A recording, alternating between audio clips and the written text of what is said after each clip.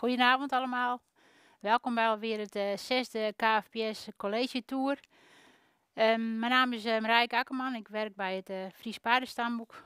Voor diegenen die mij nog niet kennen. En ik ga jullie vanavond iets vertellen over de nieuwe INR-regeling. En wat het gaat betekenen voor de leden van het KFPS. Ik ga jullie eerst even iets vertellen over de huidige situatie. Want dat geeft waarschijnlijk iets meer duidelijkheid. In de huidige situatie hebben alle paarden krijgen binnen Nederland een chip en een paspoort. Dat is al sinds 2004 is dat van toepassing. Het KFPS dat hanteert dat al vanaf 1996, dus al bijna 25 jaar geven wij de paarden een chip en een paspoort mee.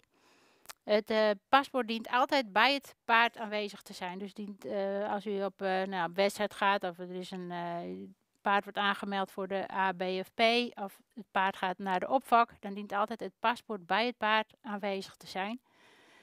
En zoals u ook wel weet, chippen wij de paarden altijd binnen 6 maanden na de geboorte. Dit kan dit gebeurt vaak op de veulenkeuringen, of het kan ook gebeuren door de dierenarts zelf. Als u het paard heeft gechipt, en dan krijgt u van ons daarna een paspoort.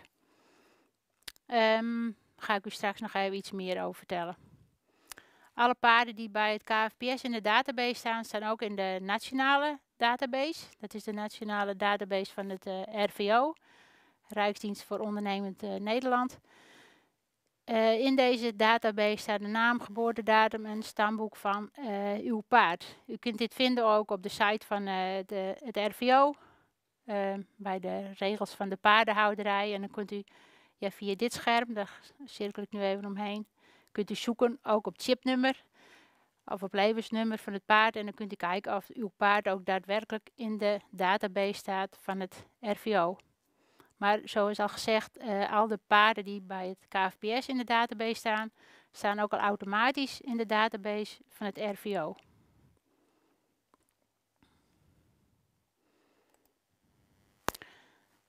In de huidige situatie, het doel is voor het paspoort en de registratie is de bescherming voor de humane voedselveiligheid.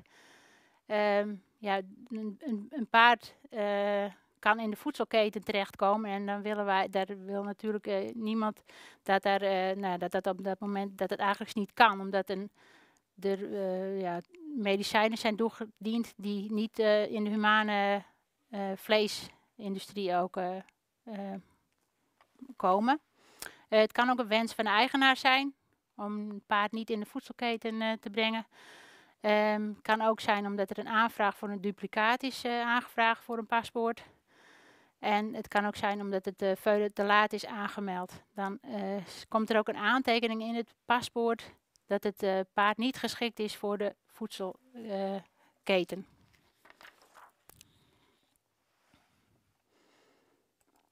Dan gaan we even naar het paspoort. Dit is het paspoort zoals wij dit uitgeven. Nederlands paardenpaspoort, staat mooi het KFPS logo op. Dat is voor de Friese paarden. Die hebben allemaal dit logo erop staan. U heeft misschien ook wel paspoorten van paarden die niet geregistreerd zijn bij het KFPS. En dan kunt u dat ook herkennen doordat er geen logo op staat. Ieder paard heeft een eigen paardenpaspoort nodig.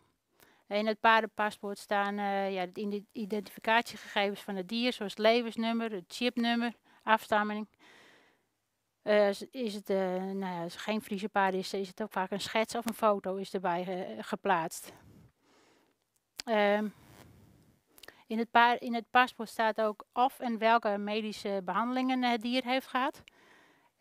Het paspoort is een identiteitsbewijs en het is geen eigendomsbewijs. Dat is ook nog wel eens verwarrend.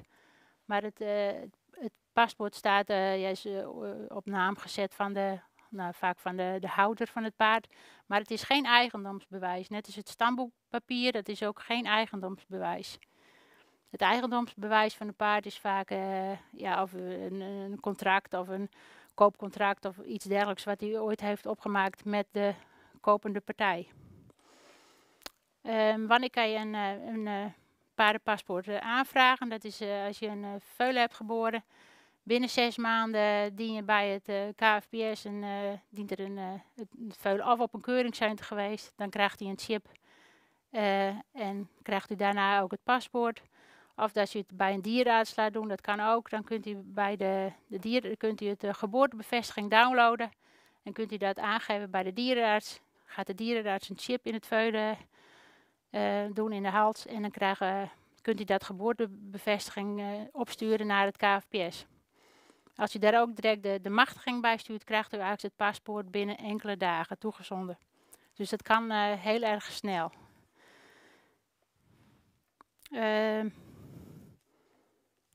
Een paardenpaspoort wordt uitgegeven door een zogenaamde PPI. Dat is een paardenpaspoort uitgevende instantie. En die koppelen allemaal de gegevens aan de RVO, zoals ik zo net ook al zei. En zij registreren alle gegevens in de nationale database. Ook wij, het KFPS, zorgt dat de gegevens in de nationale database aanwezig zijn. Wat gebeurt er in een nieuwe situatie? Vanaf 21 april 2021 is de nieuwe diergezondheidsverordening van kracht. Deze wet is aangenomen in 2016. Wat is daarvan het doel? Het is de versnipperde Europese wetgeving over diergezondheid is samengebracht tot deze nieuwe wetgeving. En daarin is eigenlijk dat de verblijfplaats van alle paarden geregistreerd zijn in de nationale database. Dus het houder van het paard gekoppeld zijn aan de houder van het locatie. Op die manier zijn eigenlijk alle paarden traceerbaar mocht er een ziekte uitbreken of mocht het ten invloed zijn van de mens- of diergezondheid.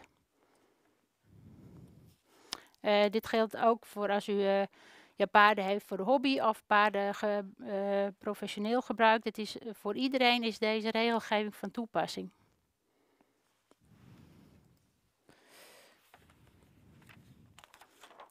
Als er vragen zijn, kunt u die trouwens appen. Kunt u naar 0512 52 3888. 0512 52 3888. Aan het einde van deze college zal ik die vragen proberen te antwoorden. De houder van de locatie, dat is eigenlijk ook wat er nieuw is in deze wetgeving. Je bent houder van het paard en je bent houder van de locatie. En de houder van de locatie is vaak de manege of de pensionstal of de opvakstal of de eigenaar van het weiland. Maar diegene die dient een UBN-nummer aan te vragen als er paarden zijn die langer dan 30 dagen op die locatie worden gehouden. Dus als je paarden hebt en je hebt ze staan in de manege, hoef je niet zelf een UBN-nummer aan te vragen. Maar het gaat er wel om dat die manegehouder of de pensionstal of de opvakstal of de eigenaar van een weiland, die dient een UBN-nummer aan te vragen. Indien je al een UBN-nummer hebt aangevraagd omdat je al een bedrijf hebt of dat je bijvoorbeeld 2 schapen hebt, dan hoef je dat niet nogmaals te doen, want dat UBN-nummer dat je al hebt, dat blijft bestaan. Je moet alleen op de site van RVO moet je even aanvinken, en dat kan op deze wijzigingen of beëindigen. Wijzigen kun je aangeven dat je ook paarden houdt. Ik heb zelf 2 schapen en ik had dus al een UBN-nummer. En ik heb hier heb ik even, dat wijst op zich voor zich. Kun je aangeven dat je ook paarden houdt en dat je die ook graag wilt registreren. Dus op zich, je kan een UBN-nummer al aanvragen, mocht je dat nog niet hebben. En je kunt een UBN-nummer ook al aangeven dat je paarden hebt.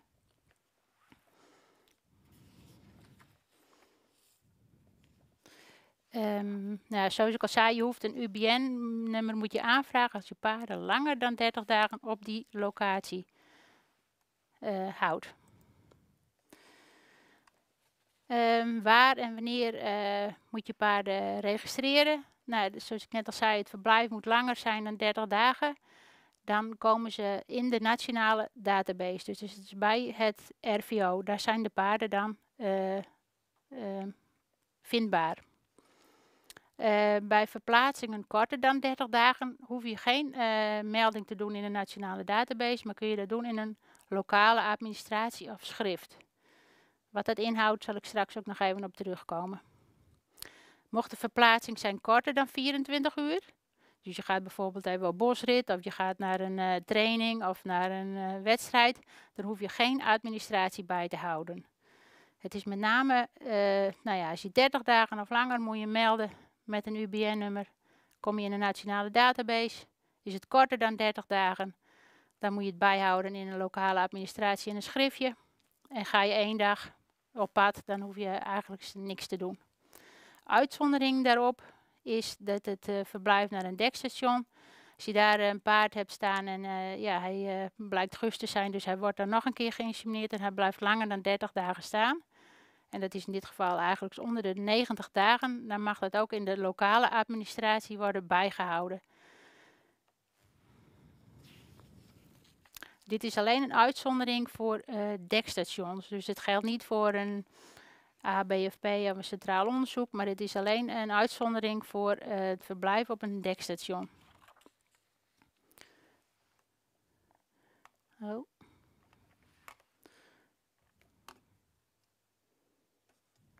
Nou moet ik even... Blijft hij daar hangen? Oh. Ja, zo. Wat is de lokale administratie? Dat is eigenlijk een schriftje of een logboek of een agenda of een Excel of een Word-bestand. Waarin je bijhoudt waar je met je paard wanneer heen gaat en op welke locatie. Deze administratie moet je 3 jaar bewaren. Dus die dient 3 jaar bewaard te worden.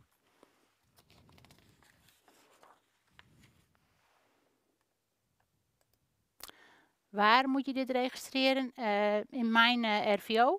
Dat is op de website dus van het Rijksdienst voor Ondernemend Nederland. Die heeft een website, maar die heeft ook een app. Dat kun je het gewoon via telefoon regelen. Of we zijn ook aan het kijken of je dat via Mijn KFPS kunt doen. Dat is alleen de registratie. Dus waar staan mijn paarden op welke datum. Via Mijn KFPS kun je geen UBN-nummer aanvragen. Dat moet echt via de RVO. RVO moet eenmalig je UBN-nummer aanmelden. En dan hopen wij binnenkort ook aan u door te kunnen geven dat u de registratie ook allemaal via Mijn KFPS kunt bijhouden. Het unieke bedrijfsnummer, dat is voor alle diersoorten dus hetzelfde nummer. Dus mocht u een melkveehouderijbedrijf hebben of een schaaphouderij of voor de hobby 3 geiten, dan heeft u ook al een uniek bedrijfsnummer en dan is dat al hetzelfde nummer. Dus dan hoeft u niet weer een nieuw nummer aan te vragen. U moet alleen even aangeven dat u ook paarden gaat houden. Dan wil de RVO graag weten waar de dieren staan, op welke locatie, op welk weiland, op welke locatie. En die locaties die dienen ook aangeleverd te worden bij het UBN-nummer. En hoe dat precies gaat, dat zijn ze nog aan het uitwerken. Maar binnenkort zal daarop mijn RVO ook met bepaalde locaties kun je aangeven welke stukken weiland bij uw UBN-nummer horen.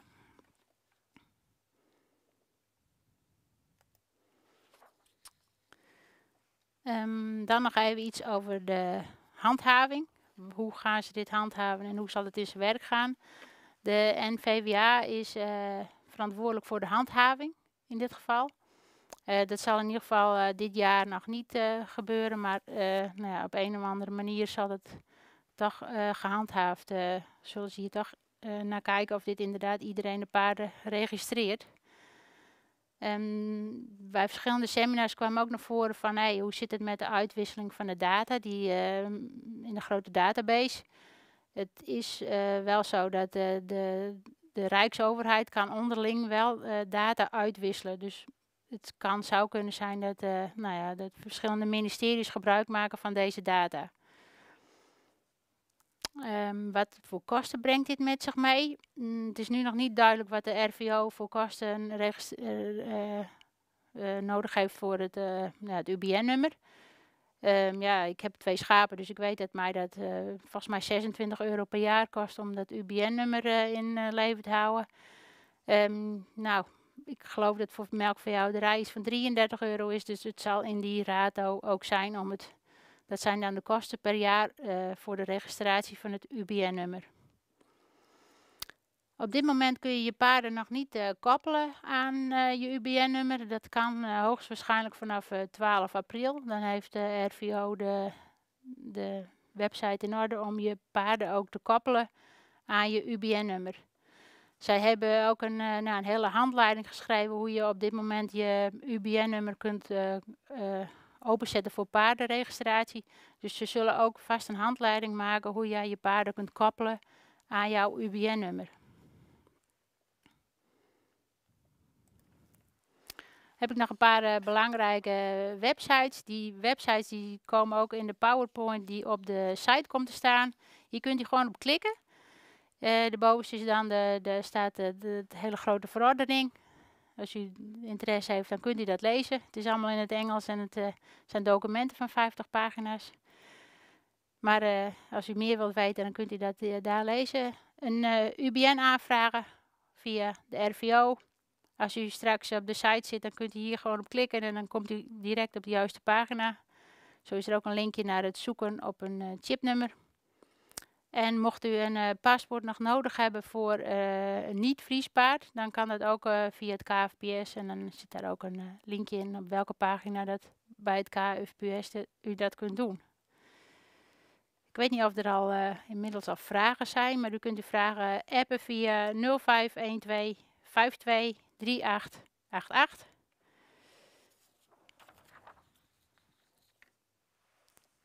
Want eigenlijk ben ik al aan het einde van de presentatie.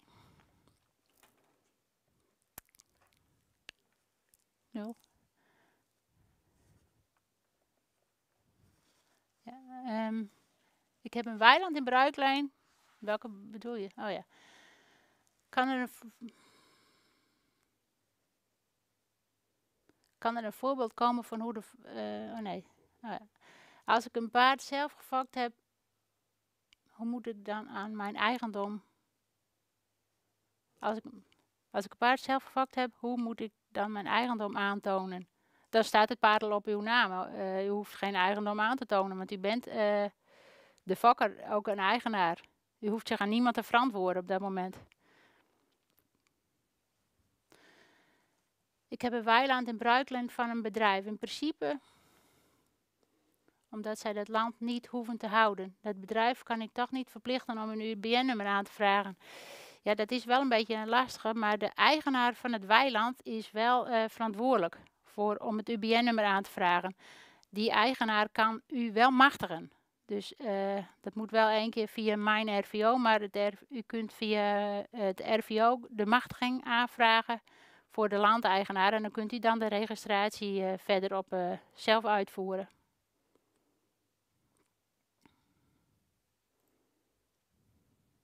Hoe zit het? Als we in Nederland lid zijn van het KFPS, maar de paarden vlak over de grens in Duitsland staan. In Duitsland zijn we het bezit van een UBN en als paardeneigenaar geregistreerd. Hoe gaat het om in Nederland gefokte Friese paarden? Verder doen we alles in Nederland. Keuringen, vakdagen, wedstrijden. Wordt het UBN aan lidmaatschap van het KFPS gekoppeld? Als we in Nederland lid zijn van het KFPS... Ja, waar de paarden staan, daar moet de houderschap ook geregeld worden. Dus als uw paarden in Duitsland zijn, zal uw paarden aan de Duitse UBN gekoppeld moeten worden. En als u daar landeigenaar bent of iemand anders is daar landeigenaar, die moet het UBN van Duitsland aanvragen en daar moeten ze ook gekoppeld worden. U mag gewoon in Nederland naar de keuringen of vakdagen of wedstrijden. En wordt het UBN aan het lidmaatschap van het KFPS gekoppeld? Ja, wij kunnen geen UBN's uitgeven of iets. Het is alleen maar dat wij de registratie willen vergemakkelijken voor onze leden. Dus dat u dat schriftje, zeg maar, als u dat ook in mijn KFPS kunt bijhouden. En als u ook via uw paarden kunt aangeven waar die op dat moment staan. Nee, en het lid is ook niet altijd de houder.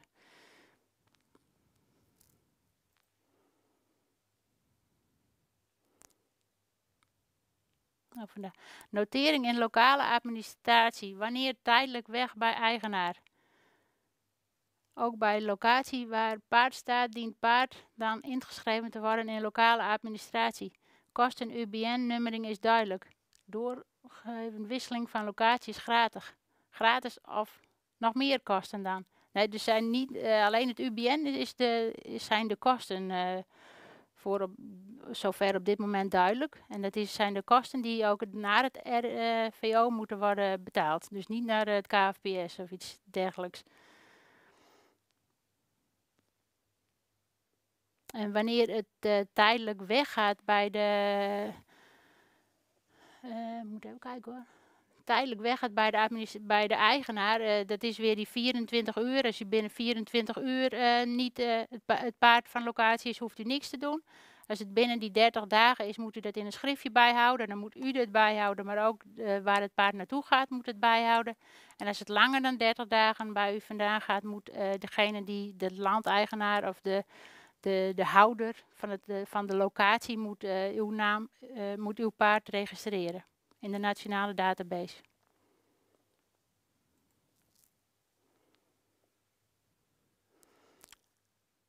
Heeft dit ook te maken met het afvoeren van de mest, zodat dit beter kunnen controleren? Ja, dat is op dit moment nog niet gekoppeld, maar zoals ik al zei, kan best zijn dat de verschillende ministeries de data uitwisselen en dat ze de data gaan koppelen.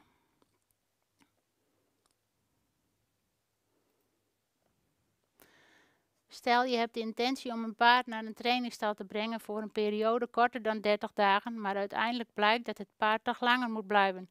Kan je dit dan met terugwerkende kracht melden? Ja, volgens mij moet je het binnen die 30 dagen gaan melden, voor zover mij op dit moment duidelijk is. Dus als een paard daar naartoe gaat en hij blijft daar 40 dagen, dan kun je dat op de, denk 29e dag nog gaan melden. Maar het zal straks ook uitwijzen hoe wij na 12 april dat allemaal in moeten voeren.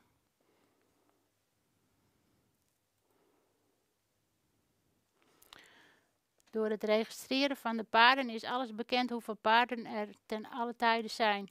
Is de vervolgstap om een klappende mestboekhouding, mest daarvoor, etc. Ja, het zou kunnen. Op dit moment is de wetgeving alleen voor de diergezondheidsverordening en is de koppeling met de database met het chipnummer en de locatie. En ja, wat er in de toekomst gaat gebeuren, dat weten wij niet. Dit is nieuw voor mij. Ik dacht altijd dat het papier wat bij het paspoort is, zit mijn eigendomsbewijs wat. Hoe laat ik bijvoorbeeld mijn buurman nu weten dat het mijn paard is? Ja, een koopcontract. Ik weet niet of u een koopcontract heeft als u het paard ooit heeft gekocht. Maar dat is het enige bewijs eigenlijk dat het paard van u is. Dus niet het stamboekpapier of het paspoort is een eigendomsbewijs. Heb ik het goed begrepen dat ik wel een UBN kan aanvragen, maar nog niet de paarden daaraan kan koppelen? Ja, dat heeft u goed begrepen. U kunt inmiddels een UBN aanvragen en u kunt ook aangeven dat u paarden gaat houden of heeft. En dan hoop ik dat vanaf 12 april u de paarden kunt koppelen. Gaan verkochte paarden die nooit zijn overgeschreven automatisch van jouw UBN af? Nou, de paarden staan niet automatisch op jouw UBN. Je zult ze wel af moeten melden als je ze verkoopt. Dus als zij van jouw locatie afgaan, zul je ze wel af moeten melden.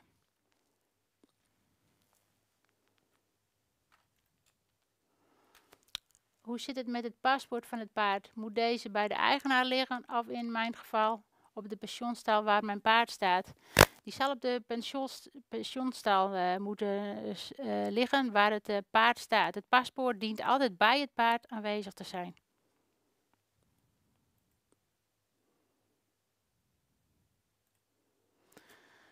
Dus als mijn paard langer dan 30 dagen op een gehuurd stuk land staat, moet de eigenaar van het land mijn paard registreren. Ja, dat klopt helemaal. U mag dat wel overnemen, maar dan moet die landeigenaar u machtigen om dat te gaan doen bij het RVO. kunnen er 2 UBN-nummers op 1 adres aangevraagd worden. Normaal heeft u 1 UBN op 1 locatie, maar het kan zijn als u meerdere bedrijven heeft of meerdere stukken land verdeeld over misschien wel een hele grote afstand, dan kan het volgens mij wel zijn dat er meerdere UBN-nummers komen, maar die vraag kunt u beter even stellen aan het RVO.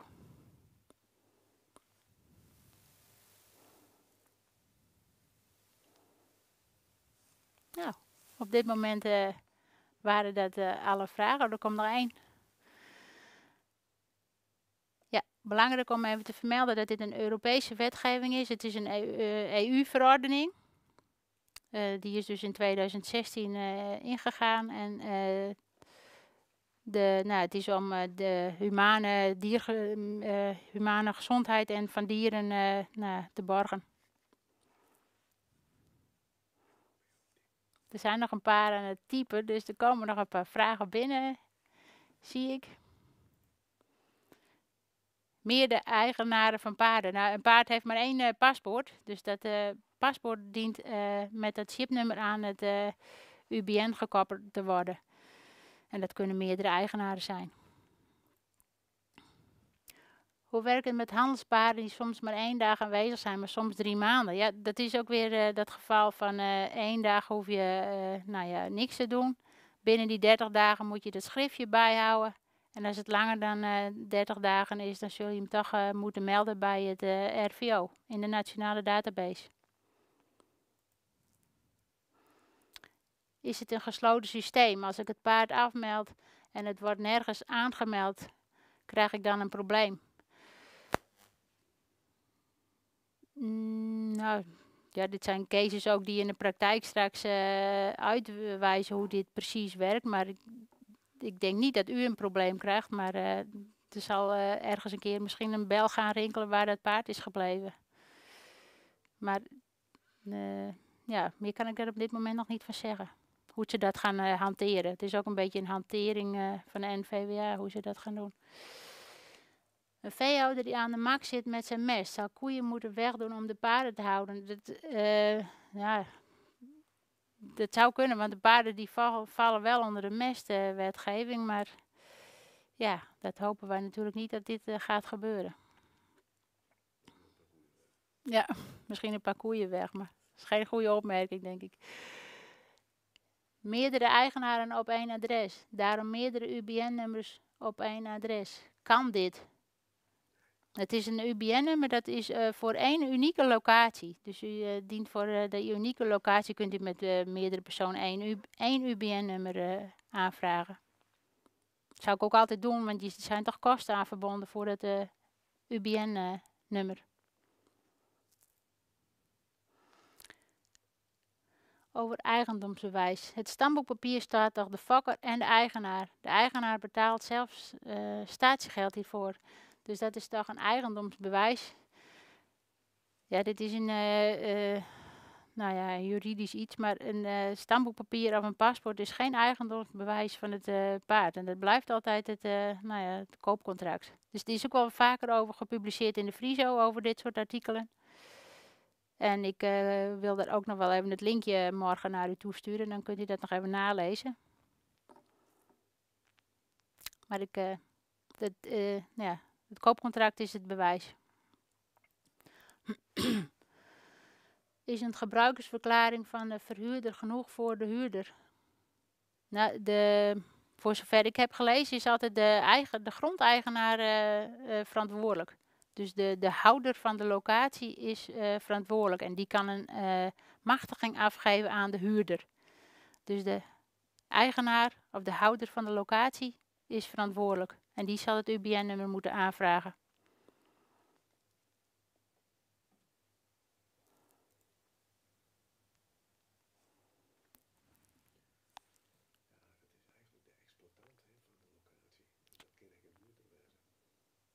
Nou ja, of de exploitant van de locatie, die kan ook de huurder zijn. Dan is dat eigenlijk ook overgedragen aan de hurende partij, zeg maar degene die de manege of de opvakstal beheert. En die vraagt ook het UBN-nummer aan. En die zal de koppeling ook moeten maken met alle paarden die op die manege staan.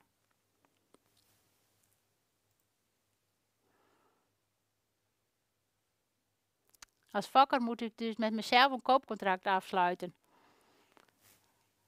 Nou ja, dan geeft u beide dezelfde handtekening, maar u krijgt ook geen conflict met iemand. Dus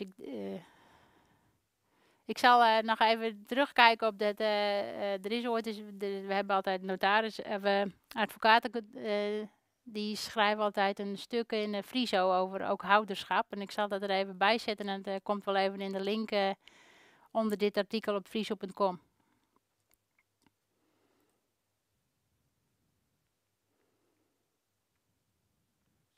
Ja, dus komt een manege met weinig grond en veel paarden straks niet in de problemen omdat deze geen mestplaatsingsruimte heeft en wel alle paarden op naam krijgt. Dat zou kunnen, maar dan is er vaak ook wel weer afvoer van mest geregistreerd. En dat is op dit moment ook al het geval. Mijn paard staat op een pensioenstal. Wie registreert wat? De pensioenstal-eigenaar, de basisgegevens en wat registreert de eigenaar en wanneer. De eigenaar van het paard moet zorgen dat er een geldig paspoort bij het paard is. En de pensioenstal, dus de exploitant van de pensioenstal, die moet zorgen dat er een geldig UBN-nummer is. En die moet ook zorgen voor de koppeling van de paarden op stal. Dus de pensioenstalhouder, de exploitant van de locatie, moet zorgen voor het UBN-nummer en moet zorgen dat de paarden daaraan gekoppeld zijn.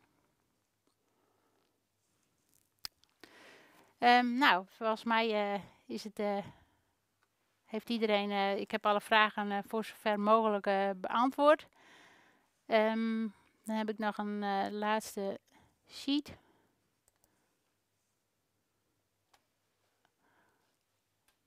Oh. Ook even naar de volgende pagina. En dat gaat over de volgende college tours. Omdat het, wij heel veel mensen tevreden hebben kunnen stellen met de verschillende colleges, hebben wij gezegd van we gaan door met deze colleges. En daar beginnen wij 11 maart weer, gaan we weer verder. Elke donderdagavond om 8 uur KFPS. TV. Op 11 maart beginnen we met veel voorkomende veulenziektes. Dat zal dierenarts Berit Boshuizen verzorgen. Dan gaan we 18 maart hebben we een college over hoe werkt het met embryotransplantatie. Daar krijgen we Europees specialist voortplanting paard Karin Hendricks. Voor de meesten geen onbekende. Dan gaan we 25 maart verder met de voorbereidingen voor het keuringsseizoen. Hoe maak ik mijn paard keuringsklaar? 1 april, en dat is geen grapje, maar dan gaat Wietske Schut u alles vertellen over de aanlegtesten, IBOP en de ABFP. 8 april gaan we verder met hoe werkt het met de predicaten en welke worden wanneer toegekend. En dat zal inspecteur Sabine Zwaga u meer over vertellen. En dan sluiten we deze KFPS college tour af met een vakkerscafé op locatie. En dat zal onder leiding zijn van Alice Boy. Dus elke donderdagavond, 8 uur, KFPS college tour. En dan dank ik u voor het kijken. En als er nog vragen zijn, kunt u altijd nog mail sturen naar mail@kfps.nl. En dan wens ik u nog een fijne avond en tot volgende week.